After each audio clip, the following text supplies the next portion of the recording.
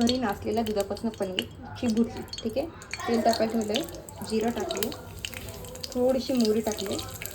ठीक आहे, ती पेस्ट नाही टाकते, डायरेक्ट कांदा टाकला.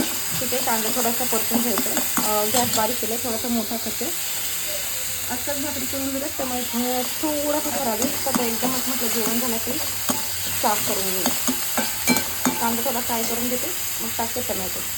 कांदा थोडासा भाजायचा आहे, जास्त नाही भाजायचा. जास्त भाजला मग त्याचं पनीर भुर्जीला चव नाही लागणार. ठीक आहे, आता टाकून घेते मी टमॅटो. टमॅटो टाकले, मस्त मिक्स करून घेते. ठीक आहे,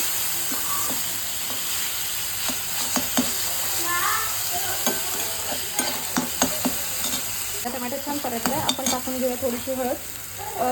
मी लाल तिखट टाकते, मला ती हिरवी मिरची जास्त नाही आवडत, नॉट अ बिग फॅन. ठीक आहे, अर्धा चमचाच ही मिरची वाढवून थोडीशी तिखट आहे.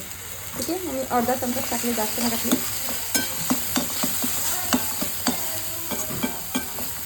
कधी कधी कढईच्या बाहेर पण उडते माझी.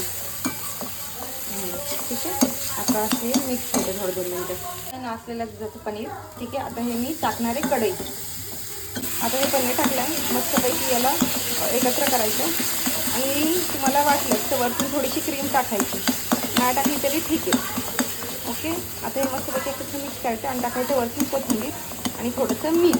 ठीक आहे, किती छान झालं. आता याला 2 मिनटं फ्राय होऊन द्या, मग टाका कोथिंबीर आणि मीठ, अँड देन रेडी.